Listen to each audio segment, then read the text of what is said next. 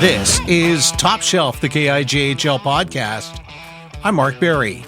This week on Top Shelf, our ine+nutrition Players Spotlight with Emanuel Sequeira is with Ashton Angle of the Sicamous Eagles.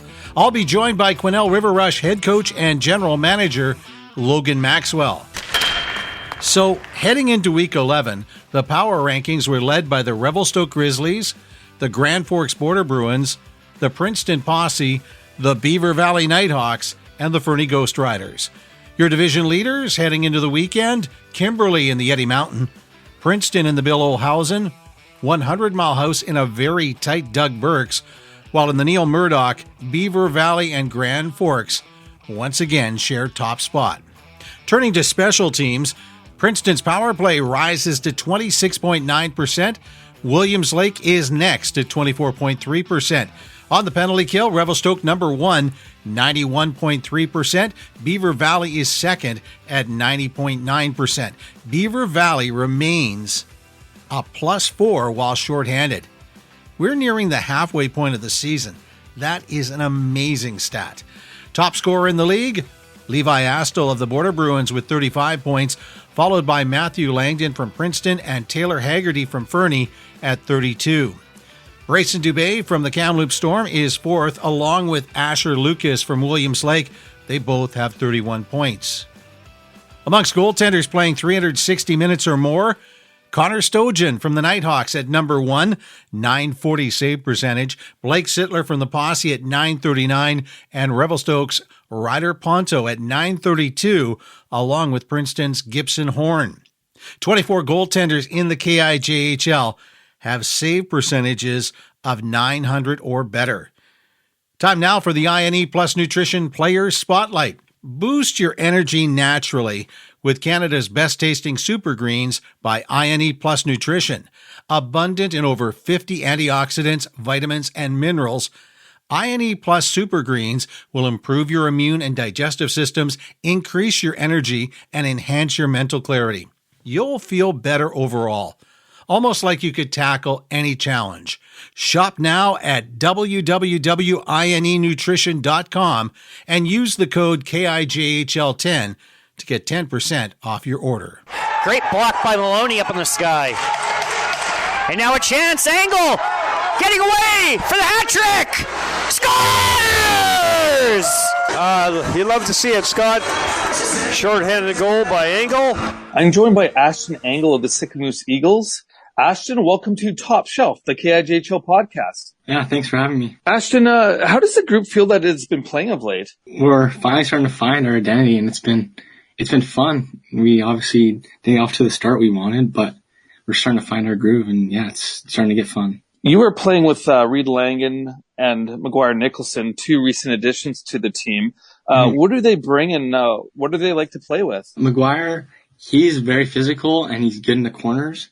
You can clearly see by like his size, and he's fun to play with because he's want to go and fight for you and in the corners. And then overall Hutter, I really enjoyed playing with him. He's really creative, and we just have like unspoken chemistry, and it's been fun. And hopefully we can get him a goal. Yeah, it's been really good playing with those two, and I'm happy that they're on our team this year. Yeah, I've seen that. Walker Overwater, I believe, has 14 assists in 16 games. Yeah, that's one of my goals, is to get him on for sure. And what does Reed Langan bring to the group? He's special. He's really fast, really good shot, very talented player. It's awesome having a guy like that. Just can dish it off to him, and hopefully he can talk. So you've topped your point totals from your rookie year. What have you learned or improved on that is helping you this season? Well, it's really been the mental side. I was hurt a lot in my rookie season, and yeah, I had an injury to start this season.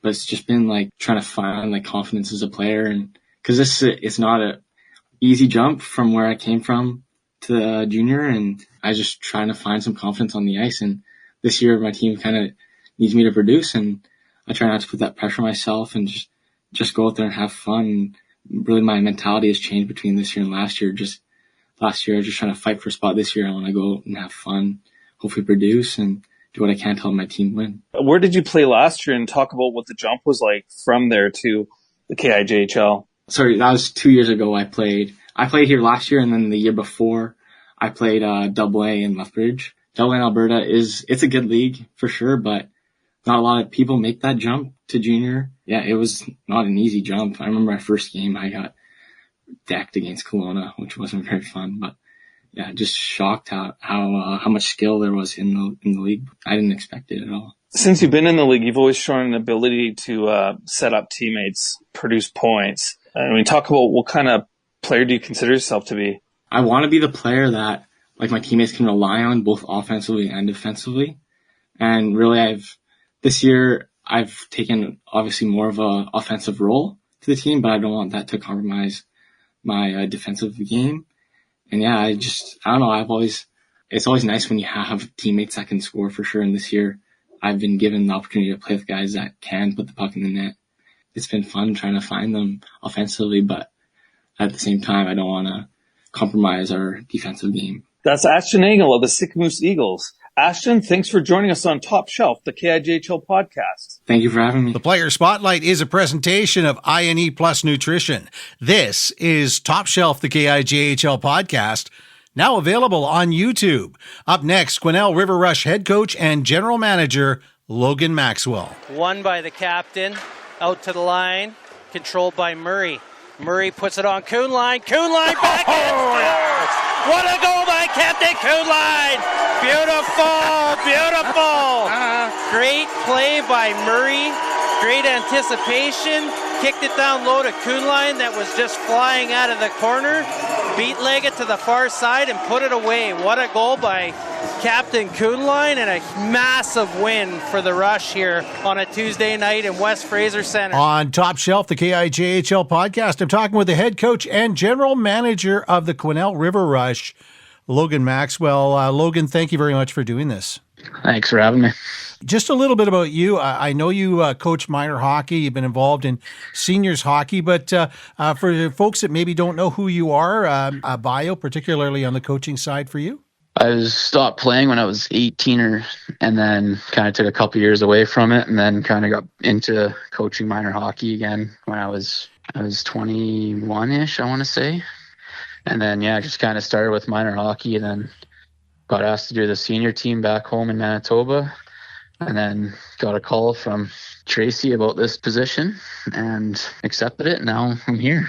What's been the biggest transition for you jumping into junior hockey? I would say just the day-to-day paperwork and just, I don't know, hockey's the same almost everywhere, but just dealing with different personalities and age group, basically. It's an adjustment, but it's going well so far. And I wouldn't say it's been a massive change, but it's quicker, obviously, than minor hockey. Coach, you know, you're in a really tough division, the Doug Burke's division. There's basically 9 points separating first from last. How much of a challenge is it every night to be prepared? It's definitely challenging in our division with how tight it is because, like you said, there's 9 points from first to last. And I mean, it doesn't help when our last 3 divisional games have gone to 3-point games, and then even Williams Lake and 100 Mile last weekend went to another 3-point game. So those aren't helping the separation at all either. Yeah, every team can beat any team any given night. It's good competition that way. Let's talk a little bit about the play of the Quesnel River Rush. In the last 10 games, you and 100 Mile are the hottest teams in the division.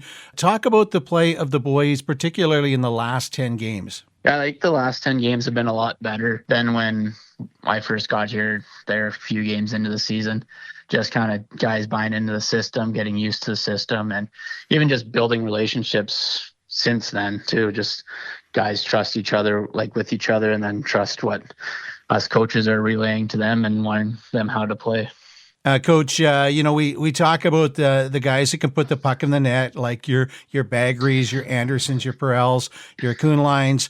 Talk maybe a little bit about the guys that don't get the glory but do the work. A guy like Ian George, he plays 30 minutes a night for us. He can play forward or D, and he doesn't get as much recognition as he probably should throughout the league. But at the same time, he just shows up every day and just does whatever he's asked to do. Talk a little bit about your goaltending. I thought that Gray played very well last weekend. Yeah, no, Gray, since we got him in that Haggard deal, he's been fantastic for us. He's seems like he's making that key save or that big time save, timely save every game for us, which has been just a confidence boost on the bench and even confidence boost for himself. It seems that, when I'm looking at social media, I'm seeing that the boys are involved in the community. Talk a little bit about the community involvement and that whole North Caribou. I spent some time in the Caribou, and there's that Caribou hospitality, but talk a little bit about the community involvement. I know the community has been good. I mean, you can't have a junior hockey team or junior hockey without the community.